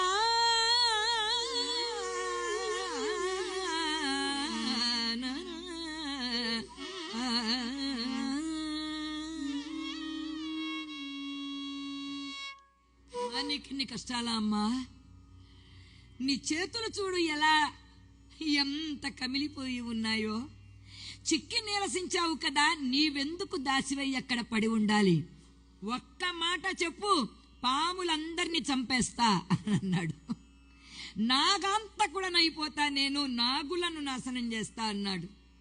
నాయనా, అసలు జరిగిన విషయం ఏమిటో చెప్పు అంటే, నీ అన్నగారు ఒకడున్నాడు, అనూరుడు అనేవాడు, స్వార్థపరత్వంతో నేను చేసిన పని, దానికి తగిన శిక్షగా 500 సంవత్సరముల నుంచి దాస్యం చేస్తున్నాను నాయనా. అందువల్ల నేను దాసునయ్యాను, నాతో బిడ్డవైన నువ్వు కూడా దాసుడవైనావు. సరే అమ్మా, 5 సంవత్సరాల గడువు దాటిపోయింది, నాతో రా, నేను మాట్లాడతా. మా అమ్మ ఇలా దాస్యంగా ఉండడానికి వీల్లేదు. ఎవడు ఈ సృష్టిలో గొప్పవాడు?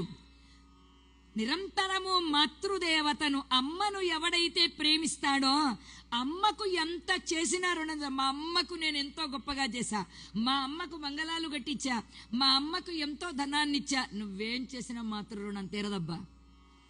మాతృ రుణం ఎప్పటికీ కూడా తీరనిదే, ఎంత చేసినా కూడా తీరనిదే అమ్మా. అందువల్ల రామ్మా నాతో అన్నాడు. తిన్నగా వెళ్ళి కద్రువ ఎదురుగుండా అన్నాడు. 500 సంవత్సరాల గడువు పూర్తయిపోయింది, మేమింక దాసులుగా నీ దగ్గర ఉండం. నీకేం కావాలో చెప్పు, మా మాతృదేవతను బంధమోచనం చెయ్యాలన్నాడు గరుత్మంతుల వారు. ఆలోచించిందట, ఎప్పుడు గరుత్మంతుడి కోపం వచ్చినా ఈ పాములన్నింటినీ కూడా చంపేస్తాడు. అందువల్ల మా పిల్లలు బ్రతికుండాలంటే అమృతాన్ని తాగాలి, దేవలోకంలో అమృతం ఉంటుంది, అది కోరదామని చెప్పి ఆవిడ గారు కోరింది స్వార్థంగా. గరుడా, నిన్ను నీ తల్లిని దాస్యం నుంచి విడిపించాలి అంటే స్వర్గలోకంలో దేవేంద్రుడి దగ్గర అమృతం ఉంటుంది, ఆ అమృతం తీసుకొచ్చి మా బిడ్డలందరికీ ఇచ్చావనుకో, మీ అమ్మని నిన్ను వదిలిపెట్టేస్తానన్నాడు. అసలు ఆ అమృతాన్ని తాగితే ఈయనైపోతాడు కదా చిరంజీవి, శత్రువులకు ఎందుకు తెచ్చిచ్చి వాళ్ళని చిరంజీవుల్ని చెయ్యాలి? కానీ ఏం ఆలోచించాడంటే, మా అమ్మ దాస్యం నుంచి వస్తే చాలు, మాకు అమృతం లేకపోయినా పర్వాలేదు. అమృతం కన్నా ఎవరెక్కువ? అమ్మయ్యే ఎక్కువ. అందువల్ల వెంటనే అన్నాడు, అమ్మా నువ్వు నిశ్చింతగా ఉండు, నేను బయలుదేరుతున్నా అన్నాడు. నాయనా, ఏమిటింత నీరసంగా ఉన్నావే? మహాకాయంతో ఉన్నాడు, మేరు పర్వతంలాగా. అమ్మా, నాకు సవతి తల్లి సరిగ్గా తిండి పెట్టలేదమ్మా, చాలా ఆకలిగా ఉన్నది. అమ్మా ఆకలే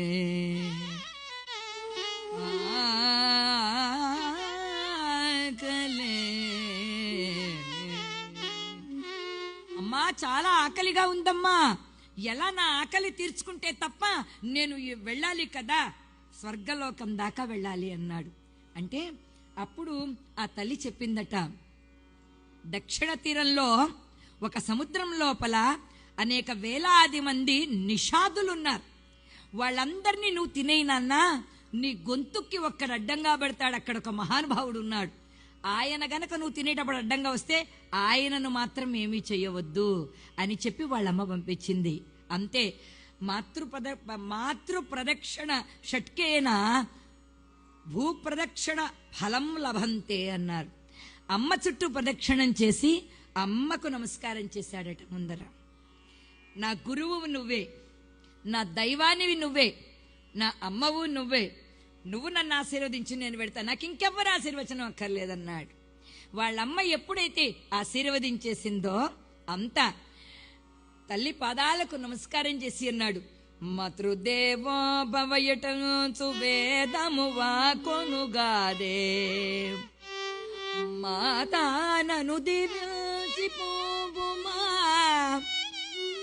మనలకు శుభముల నొడగూర్చిదా, మాతృదేవో భవ, మాతృదేవో భవ, మాతృదేవో భవ. అమ్మ దగ్గర సెలవు తీసుకుని చిన్నగా విశాలమైనటువంటి రెక్కలతో ఆయన గగన సీమలోనికి ఎగిరిపోతూ ఉన్నాడట. గరుడ వాహన గోవింద గోవింద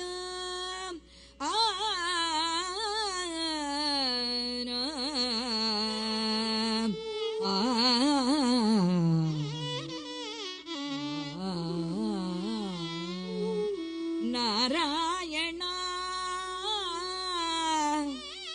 జగన్నాథ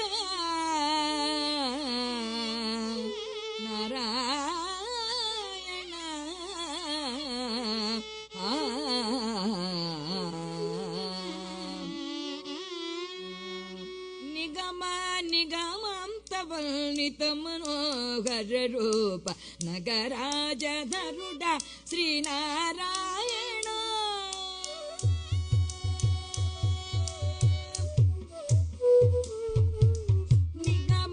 నిగమాంత వర్ణిత మనోహర రూప నగరాజధరుడ శ్రీనారాయణ నారాయణ శ్రీమన్నారాయణ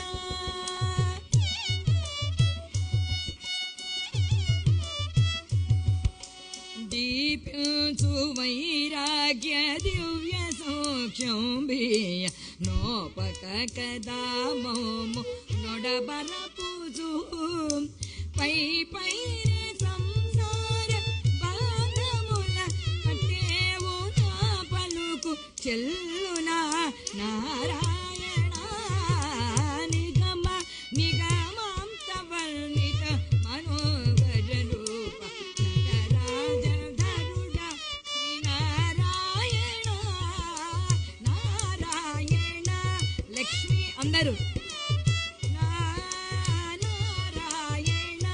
శ్రీమన్నారాయణ నారాయణ ఏడుకొండలవాడ వెంకటరమణ గోవింద ఎగిరిపోతున్నాడట. సకల దేవతలు ఆశీర్వదిస్తున్నారు గరుత్మంతుల వారిని. అమ్మ పాదాలు పట్టుకున్నటువంటి వాడికి అన్ని సర్వములు కూడా శుభాలు చేకూరుతాయి. అమ్మను వదిలిపెట్టి ఏ పూజలు చేసినా ఎవరు అనుగ్రహించరట. అందువల్ల అమ్మను సేవించిన గరుత్మంతుడు తిన్నగా గగనసీమలో వెళ్ళిపోతూ ఆ సముద్రంలో ఉన్న లక్షలాది మంది నిషాదులను ఆహారానికైన శరీరం, బ్రహ్మాండమైన శరీరం, ఆ లక్షలాది మంది బోయలందరినీ కూడా తినేసేట ఆయన నిషాదులను. ఒక్క బ్రాహ్మణుడు వేదాంగుడైన ధర్మాత్ముడు గొంతుకు అడ్డంగా పడ్డట. ఆయన బయటికి రావయ్యా అన్నట్ట. నా భార్యామణి కూడా ఉంది, అది బోయది నిషాదది, దాన్ని వదిలిపెట్టి రమ్మన్నట్ట. నేను రానన్నట్ట ఆయన. అయితే నా భార్యను కూడా రక్షిస్తేనే నేను బయటకు వస్తా అన్నట్ట. అప్పుడు ఆయన భార్యకి ఆయనకి కూడా ప్రాణభిక్ష పెట్టి ఆ మిగిలిన బోయలందరినీ కూడా తిన్నాడు. సగం కడుపు మాత్రమే నిండిందిట. మహాకాయుడు కదా ఆయన. అప్పుడు అక్కడ గంధమాదన పర్వతాల్లో వాళ్ళ నాన్నగారు కశ్యప మహర్షి తపస్సు చేస్తుంటూ వెళ్ళాడు. నాన్నగారు ఆకలి ఆకలి అన్నాడు. నాయనా, నీకు సముద్రంలో ఉన్నటువంటి ఇద్దరున్నారు, ఒక గజ్జ కచ్చపాలున్నారు, ఒక ఏనుగు, ఒక తాబేలు ఉంది. అది ఎంత ఉంటుందట?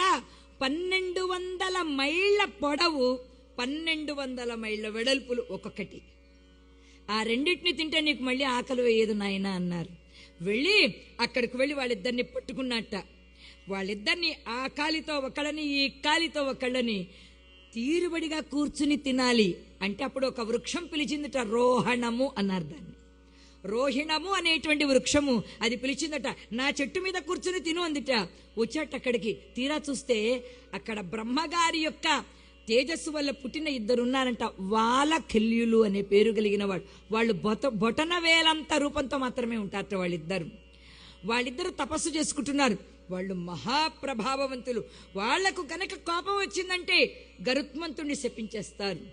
అప్పుడు ముక్కున ఈ చెట్టును కరుచుకుని 2 కాళ్లతో వాళ్ళిద్దరిని పట్టుకుని తండ్రి కశ్యపుడి దగ్గరికి వచ్చాడు గరుత్మంతుడు.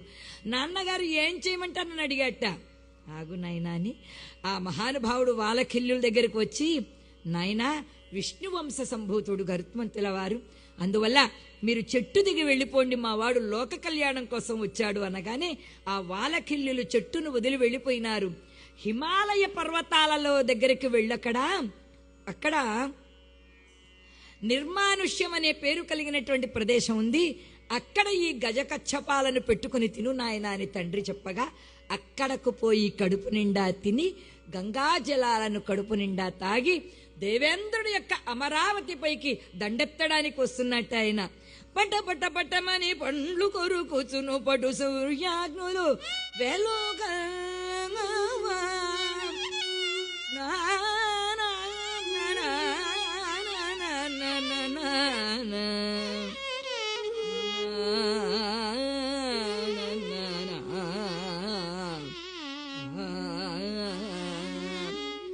పట్ట పట్టమని పండ్లు కొరుకుచును పడు సూర్యాగ్నులు వెలుగా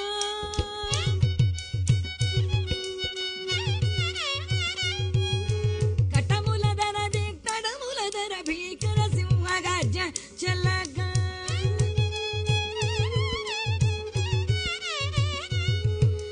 చరణముల దన్నున కరముల జీచు గురమ్ముల మూర్తి పొడుచు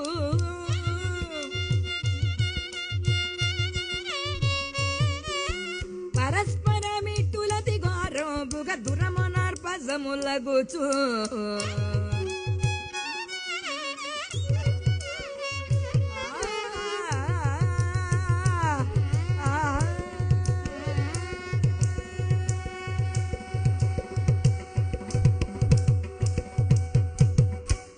అలా భయంకరంగా ఆ అమరలోకంపైకి ఎగరగానే దేవేంద్రుడు హడలిపోయినాడు. రక్షక భటులందరినీ చావగొట్టేశాట. అమృత కలశం ఎక్కడైతే ఉందో అక్కడికే వెళ్ళాట. ఇదేమిటి, స్వర్గలోకంలో ఉన్న రక్షక భటులందరినీ చావగొట్టాడు, కావలి వారందరినీ కూడా తరిమివేశాడే. ఎవరి పక్షిరాజు, ఎవరి పక్షీంద్రుడు అనగానే ఒకప్పుడు నీకు శాపం వచ్చింది, ఇప్పుడు ఉన్నారే బొటన వేలంతా ఉన్న వాళ్ళ కిల్యులు ఇంద్రుడనని నువ్వు విర్రవీగుతున్నావా, ఇంకొక ఇంద్రుడు వస్తాడు అన్నారట. అప్పుడు బ్రహ్మగారు శాసించారట, ఇంద్రుడు అంటే మామూలు ఇంద్రుడు కాదు, పక్షీంద్రుడై వస్తాడు, ఆయనే గరుత్మంతుల వారు అని. ఆ శాపం కారణంగా నిన్ను ఓడించడానికి వచ్చాడు దేవేంద్ర, నువ్వు ఆపలేవతన్ని అన్నారట. అలా అనడమేమిటి, వెంటనే ఆ మహానుభావుడు గరుత్మంతుల వారు వచ్చి అమృత కలశాన్ని రక్షిస్తూ ఉన్నారు. వాళ్ళందరినీ చావగొట్టి ఒక బ్రహ్మాండమైన కత్తుల చక్రం ఉంది అక్కడ, దాని మీద ఉన్నది అమృత కలశం. అలా ఉండగానే ఆయన ఏం చేశాట, అక్కడ అగ్ని శిఖలు ఉన్నాయట. ఆ అగ్ని శిఖలను భూలోకానికి వచ్చి సముద్ర జలానంతటిని తాగేశాట. సముద్ర జలానంతటిని కూడా తాగివేసి తిన్నగా వచ్చి ఆ మంటల పైన పొయ్యడమేమిటి, ఆ మంటలన్నీ కూడా ఆరిపోయాయి. అప్పుడు చిన్న రూపాన్ని ధరించి 2 సర్పాలున్నాయట. సర్ప జాతిని చూస్తే గరుత్మంతుల వారికి కోపం. ఆ 2 పాములను కూడా, సర్పాలను సంహారం చేసి వెంటనే అమృత కలశాన్ని అందుకున్నాడట మహానుభావుడు. జై శ్రీమద్ రమణ గోవింద. అలా అమృత కలశాన్ని అందుకొని దేవేంద్రులందరూ కూడా యుద్ధం చేయడానికి సిద్ధమైపోతూ ఉంటే ఆ సమయంలో దేవేంద్రుడు ప్రార్థించారు. ఎవరిని ప్రార్థించాడు ఆయన? శ్రీమన్నారాయణుని ప్రార్థించాడు ఆయన. ప్రార్థించగానే అక్కడ శ్రీ మహావిష్ణువుల వారు శంఖ చక్ర గదా పద్మాలతో స్వర్గంలో గరుత్మంతుని ఎదుట ఆ 2 కాళ్లతో అమృత కలశాన్ని పట్టుకుని ఉన్నాడు ఆయన. ఆయన ఎదురుగా సాక్షాత్కరించాడండి. శ్రీమన్నారాయణ గోవింద, లక్ష్మీ రమణ గోవింద, ధాత్రీ రమణ గోవింద, దేవర వినేల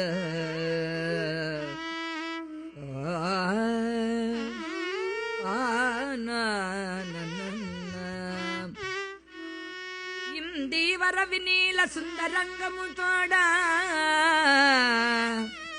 ఘన కిరీట మస్తకం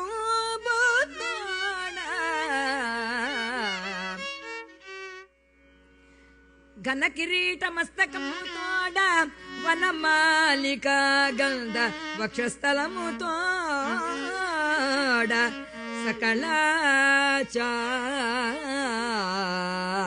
కిరీటంబు తోడ జలజనాభుడు భువనైక శాసనుడు, జలజనాభుడు భువనైక శాసనుడు, శౌరి దివ్య రూపమున సాక్షాత్కరించే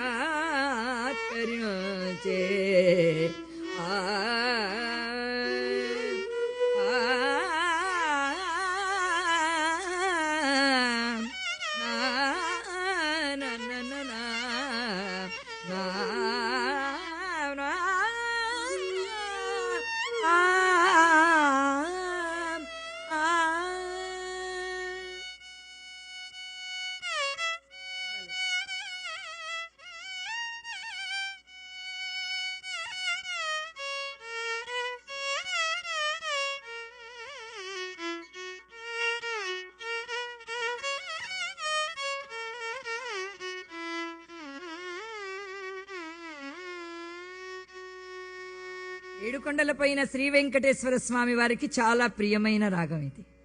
బిందుమాలిని అనే పేరు అద్భుతమైనటువంటి రాగం. స్వామివారి యొక్క శ్రీనివాస గద్యంలో వచ్చేటువంటి రాగాలలో వెంకటేశ్వర స్వామి వారికి ప్రియమైన రాగం బిందుమాలిని. అందువల్ల నారాయణ సాక్షాత్కారం కలిగినప్పుడు ఈ రాగంలో పాడడం జరిగింది. జై శ్రీమద్రమారమణ గోవింద. స్వామివారు నీల ఘనాఘన శ్యామ సుందర రూపంతో కమలాల వంటి కన్నులతో స్వామివారు పీతాంబరాన్ని కట్టుకుని వైజయంతిమాల కౌస్తుభమణి హారాలతో వనమాలాయుతుడై శ్రీమన్నారాయణుడు శంఖ చక్ర గదా పద్మధారి అయి ఆ గరుడ మూర్తి ఎదుట గరుత్మంతుని ఎదుట సాక్షాత్కరించాడట. సాక్షాత్కరించగానే ఆయన కన్నుల వెంట నీళ్లు అలా కారిపోతున్నాయట. అలా కన్నుల వెంట నీళ్లు కారిపోతూ నారాయణుని ప్రార్థన చేశాడు ఆయన.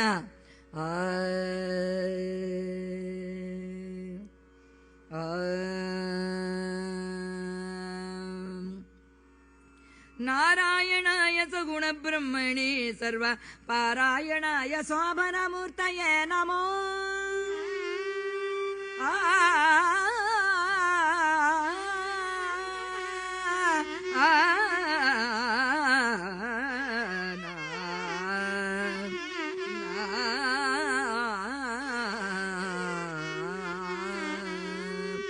నారాయణాయ నమో నారాయణాయ నారాయణాయ నమో నారాయణాయ నారాయణాయ సగుణ బ్రహ్మణి సర్వపారాయణాయ శోభనమూర్తయే నమో.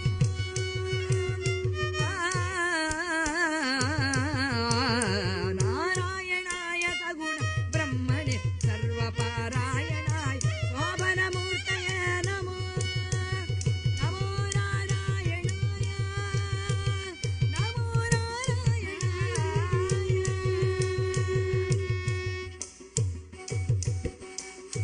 నిత్యాయ విబుధ సంస్తుత్యాయ నిత్యాధిపత్యాయ మునిజన ప్రత్యయాయ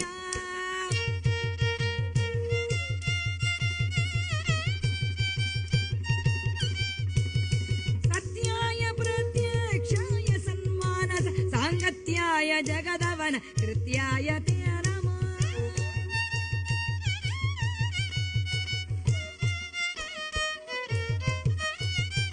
నారాయణాయ నమో నారాయణాయ.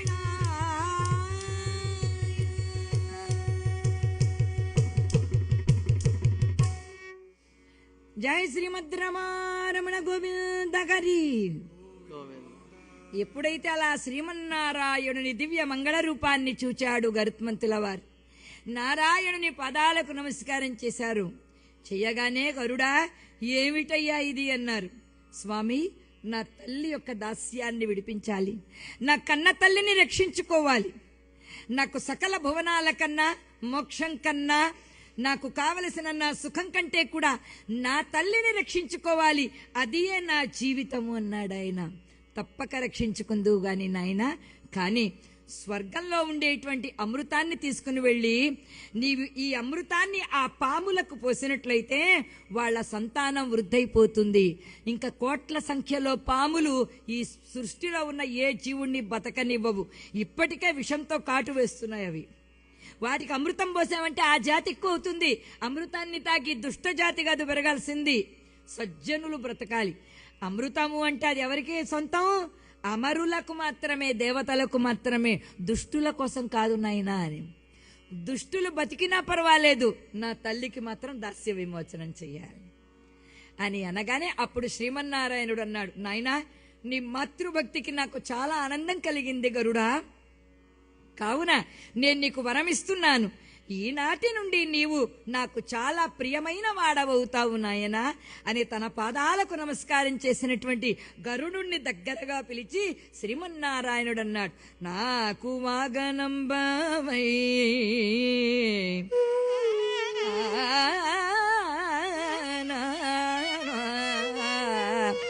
నాకు వాగనంబవై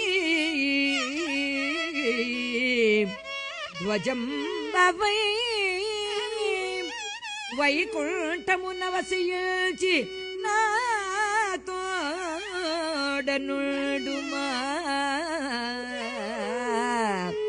నీకు శాశ్వత వాసత్వము ప్రాప్తింపగా గరుడా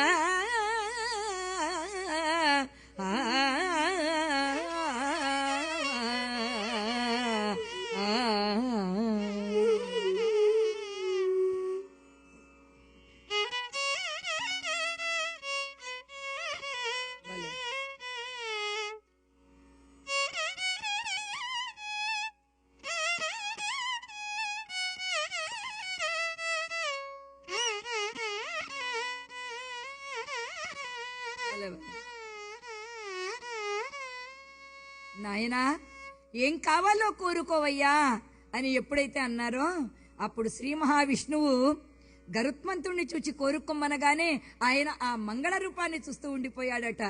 నీవు నాకు వాహనానివై, నేను గరుడ వాహనుడు అనేటువంటి పేరుతో సుప్రసిద్ధుడనవుతా, గరుడ ధ్వజము అనేటువంటి పేరుతో నీవు నాకు ధ్వజాని అవుతావు, శాశ్వత వైకుంఠ వాసాన్ని నీకు నేను ప్రసాదిస్తున్నాను నాయనా. ముందు నీవి అమృతాన్ని నువ్వు తాగు, నీకు కావాలి ఈ అమృతాన్ని అనగానే అప్పుడు గరుత్మంతుడు అంటున్నట్టు, నాకెందుకు స్వామి అమృతము, నా తల్లి దాస్యాన్ని విముక్తం చేయలేనప్పుడు నాకెందుకు ఈ అమృతము, దీనివల్ల నాకేం ప్రయోజనమేలు, నాకు అమృతం కన్నా మించినటువంటిది దొరికింది అని. ఏం దొరికిందయ్యా నీకు అంటే, అమృతమేలా అమృతమేలా నీ కరుణామృతవర్షిణి నేను తనియా, అమృతమేలా నీ కరుణామృతవర్షిణి నేను ధన్యా, అమృతమేలా నీ కరుణామృతవర్షిణి నేను ధన్యా, అమృతమేలా అమృతమేలా అమృతమేలా, అమృత హృదయ నీదయ్యా, అమృత హృదయ నీదయ్యా, వర్షమే చాలును నారాయణ, అమృతమేలా నీ కరుణ మృతవర్షిణి నేను ధన్యా.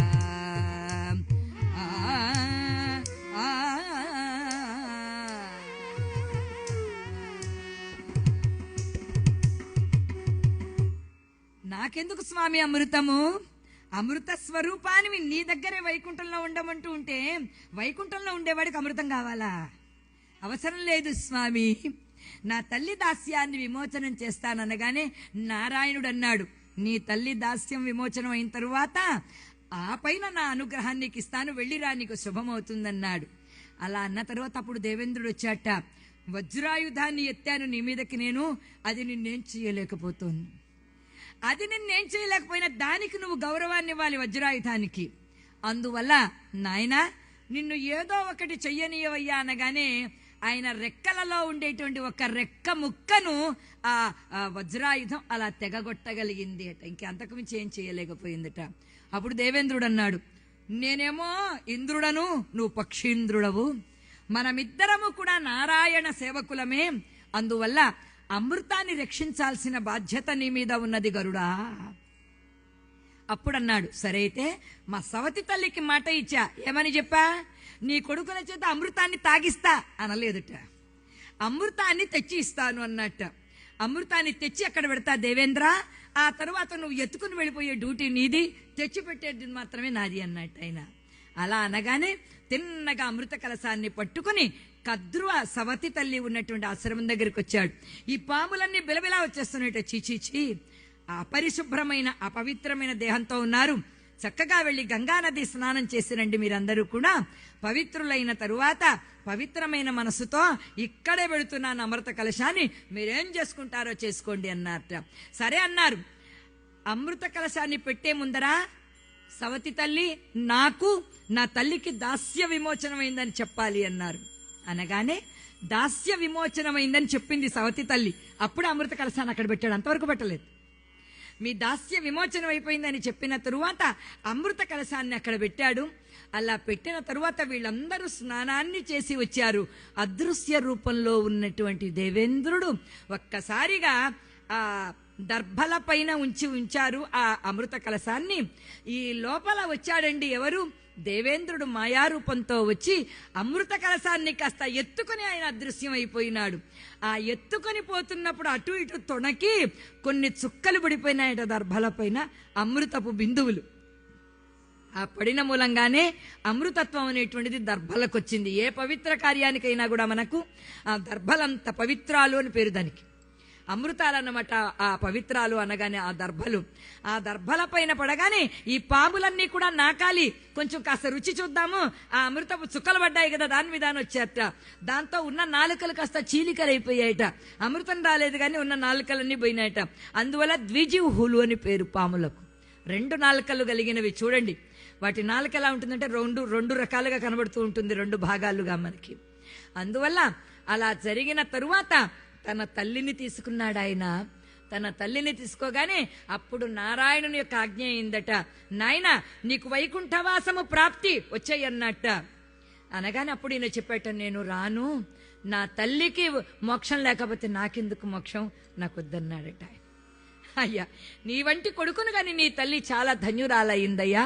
అందువల్ల నీ తల్లి గారైనటువంటి వినతతో సహా నువ్వు వైకుంఠానికి వచ్చేయన్నారట.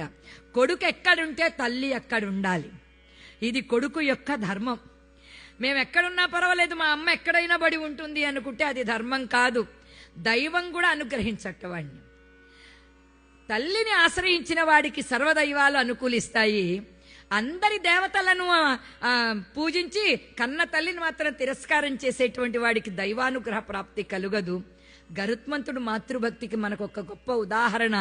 తల్లితో సహా ఆయన వైకుంఠానికి చేరుకొని శ్రీమన్నారాయణుని యొక్క దివ్యమైనటువంటి వాహనమైనాడట.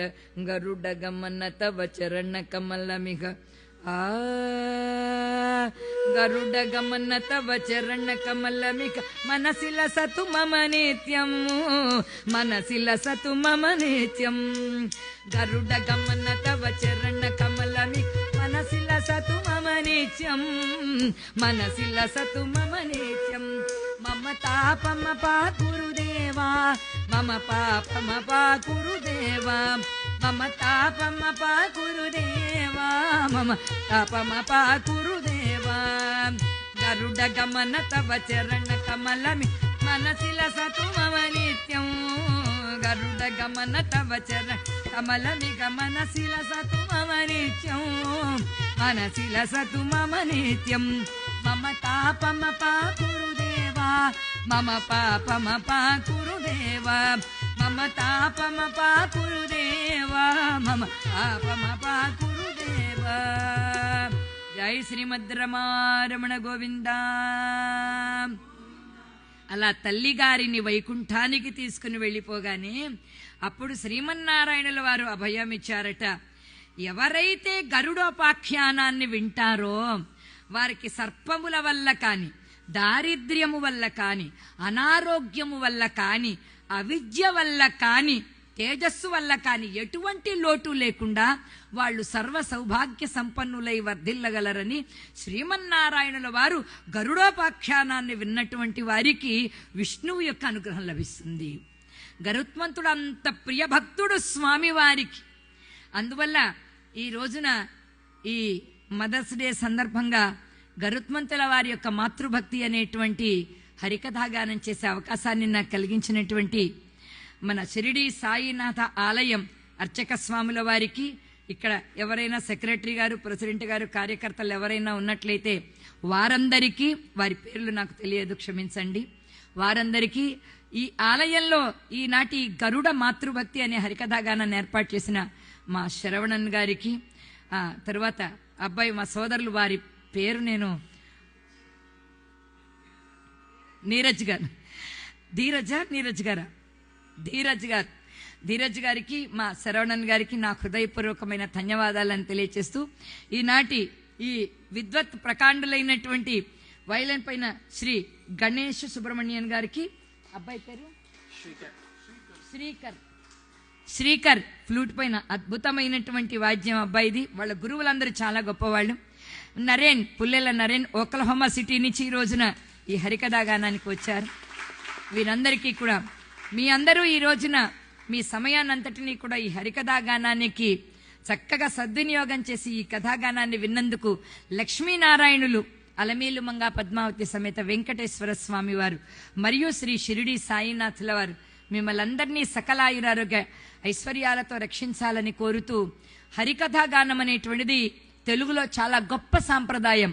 ఒక వంక నృత్యము, ఒక వంక సంగీతము, ఒక వంక సాహిత్యము, ఒక వంక పురాణము, మరి ఒక వంక సంస్కృతము, హరిభక్తి ఈ హరికథాగానానికి చాలా ముఖ్యమైనటువంటివి. అందువల్ల నా పేరు జయంతి సావిత్రి. నేను అమెరికా యాత్ర అంతా కూడా చేస్తున్నాను ఈ హరికథాగానాలతో. మీలాంటి వారందరూ కూడా ఈ హరికథాగానాన్ని ఆదరించి పోషించి ఈ హరికథాగానాన్ని రక్షించవలసిందిగా మరొక్కసారి మళ్ళీ వచ్చే ఏడాది కూడా మీ అందరి దగ్గరకు వచ్చి కథాగానం వినిపించే అవకాశం మాకు కలిగించవలసిందిగా నేను ఇక్కడున్న పెద్దలందరినీ కూడా కోరుకుంటూ మీ అందరికీ హృదయపూర్వకమైన ధన్యవాదాలతో అర్చక స్వాముల వారికి, ఆచార్య స్వామి వారికి ఆచార్య ప్రభవో ధర్మ అని పేరు. అందువల్ల ఆచార్యులు పరమ ముఖ్యులైనటువంటి వారు. మనకి దైవానుగ్రహం వారి రూపంలో మనకు వస్తూ ఉంటుంది. వారి పాదార విందాలకు కూడా నేను నమస్కారం చేస్తూ మంగళంతో ఈనాటి కథా కార్యక్రమాన్ని క్షీరాబ్ధి కన్యకకు శ్రీ మహాలక్ష్మికి నీరజాలయమునకు నీరాజనం నీరాజనం నీరాజనం పగటు శ్రీ వెంకటేశు పట్టపురాణి పగటు శ్రీ వెంకటేశు పట్టపురాణి నెగడు సతి కళలకును నీరాజనం జగతి నలవేల్మంగ చక్కదనమునకెల్ల నిగుడు నిజ శోభనపు నీరాజనం నీరాజనం నీరాజనం శ్రియకాంతాయ కళ్యాణ నిధయే నిధయేతి శ్రీ వెంకట నివాసాయ శ్రీనివాసాయ మంగళం మంగళాశాసన పదైః మదాచార్య పురోగమైః సర్వైశ్చ పూర్వైరాచార్యైః సత్కృతాయాస్తు మంగళం. ఏడుకొండలవాడ వెంకటరమణ గోవింద. శ్రీ సమర్థ సద్గురు సాయినాథ్ మహారాజ్ కి, రాజాధిరాజ యోగిరాజ శ్రీ సద్గురు సాయినాథ ప్రభువుకు ధన్యవాదాలండి. ధన్యవాదాలు.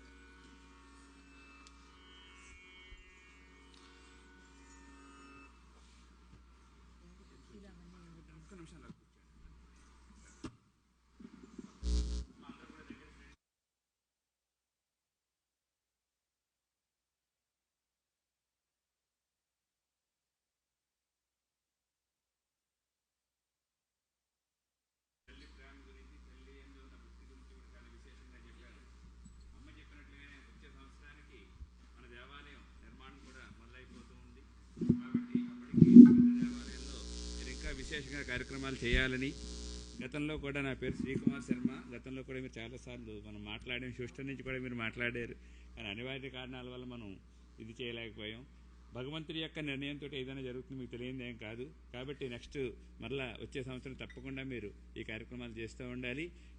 మీలాంటి వారి యొక్క ఆశీస్సులతోటి మనకి అందరికీ కూడా దేవాలయం తొందరగా నిర్మాణం కావాలండి. కాబట్టి ఒకసారి చంద్రుడికో నూరు పొరుగులాగా మన సాయి సన్నిధి తరపు నుంచి ఒక చిన్న సత్కారం. రండమ్మా, మీరు కూడా రండి, ముందుకు రండి అమ్మ. మీరు కూర్చోండి, వారంతా అటు అటు ఇటు వెళ్ళండి అమ్మా. ఆడవారంతా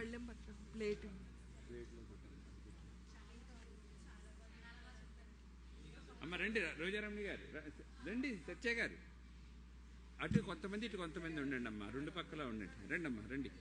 ఇవన్నీ తీయండి అమ్మా, అవి తీసేయండి. ఒకరో పక్క ఒకరో పక్క రండి అమ్మా.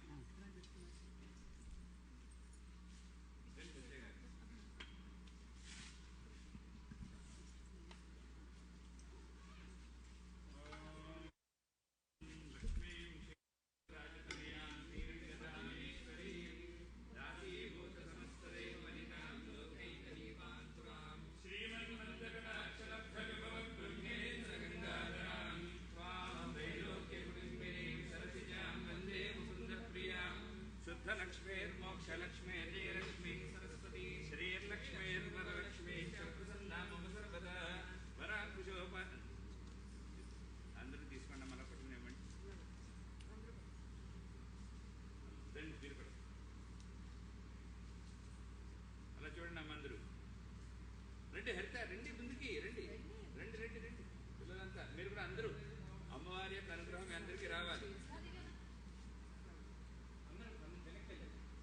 కొంచెం అలా రాబా, మీరు కూడా రండి, రావాలి రావాలి, ఇక్కడ నుంచోండి ఇలాగ. నువ్వు కూడా రావాలమ్మా, వెళ్ళి కీర్తి.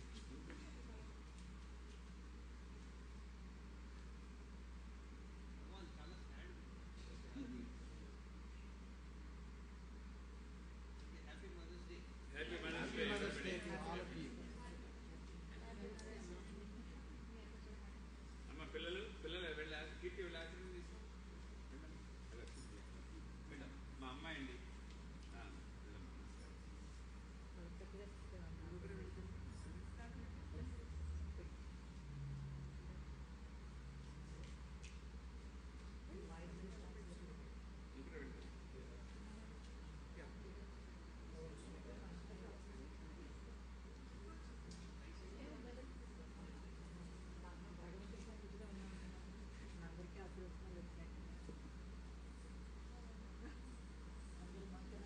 సరస్వతి పుత్రులమ్మ మీరు.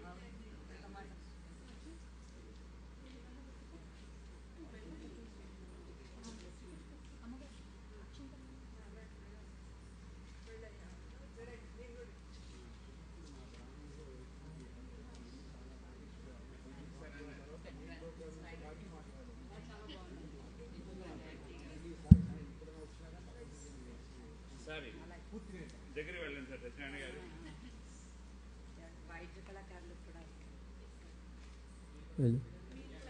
ఎంతో ఆనందంగా ఉండండి.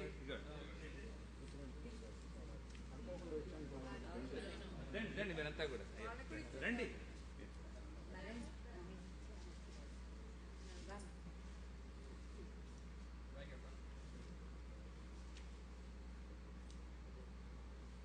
ఒకసారి మొత్తం అందరూ రావాలి సార్, ఒక్కసారి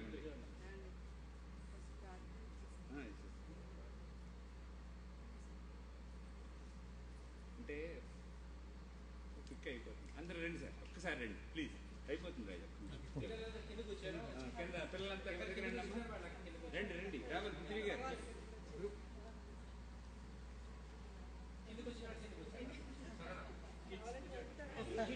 శరవణ గారు కూడా కిడ్డే. రండి రా నాన్న రండి, మీరు కూడా రండి sir. Please come please come please come. అమ్మ రండి, సత్య గారు. అమ్మ మీరు కూడా రండి. లేరా Krishna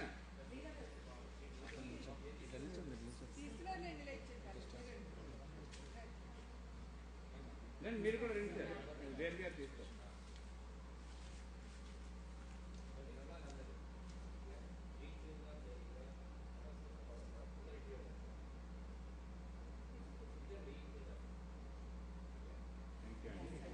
please please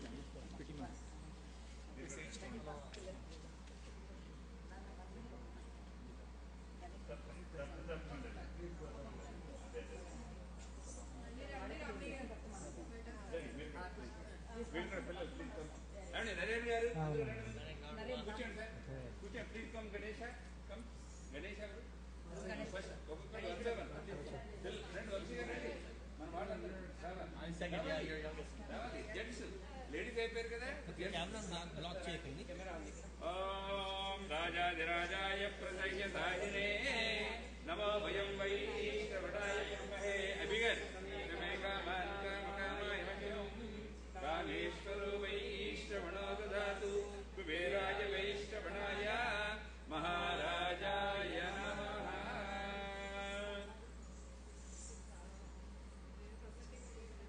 thank you అండి. రండి శరవణ గారు, మీరు కూడా రండి రండి. ధీరజ్ గారు రావాలి. మీరు చాలా రండి. ఇంకో నెక్స్ట్ పేజ్ రండి. ధీరజ్ గారు. ఓం శతమానం భవతి శతాయు పురుష శతేంద్రియేంద్రియే ప్రతిష్టతి. రోచనో రోచమాన శ్రోతమాన కళ్యాణ. రండి వంశీ గారు, మీరు వేశారు ఒకళ్ళు రండి. ఇంకొకళ్ళు నెక్స్ట్ ఏంటి మీరు ఇంకా కూర్చోండి. భవతి జాయమానోऽన్నాం కేశురస్వామేత్యగ్రే భాగం దేవేభ్యో విదదాత్యాయన్వ చంద్రమాయుర్గండ్లు. 7th ఇయర్ నుంచి అబ్బాయి ప్రాక్టీస్ చేస్తున్నట్టండి. ఎంత ఎంత విశేషం, ఎంత యోగం ఉంటే జరుగుతుంది. శతమానం భవతి జతాయే పురుష శవేంద్రియ ఆయుష్యేవేంద్రియే ప్రతిష్టతి గండ్లసిన.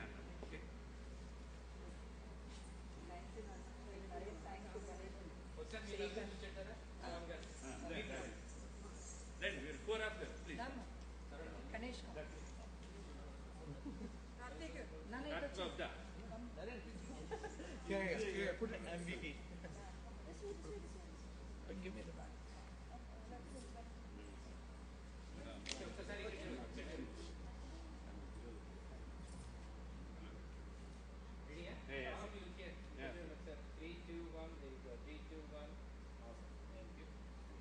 రండి మీరంతా కూడా ఒకసారి రండమ్మా మీరంతా.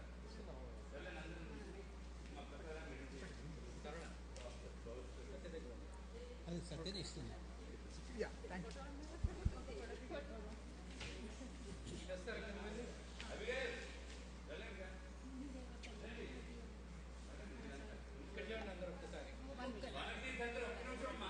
I can hold it. Thanks.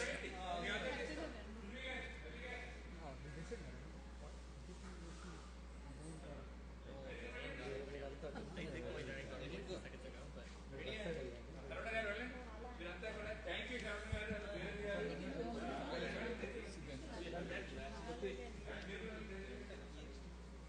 No.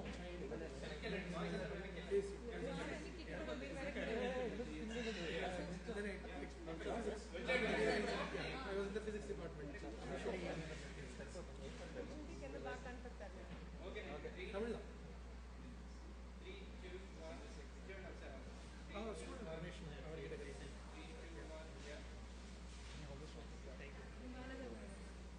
Before everybody leaves, one last thing.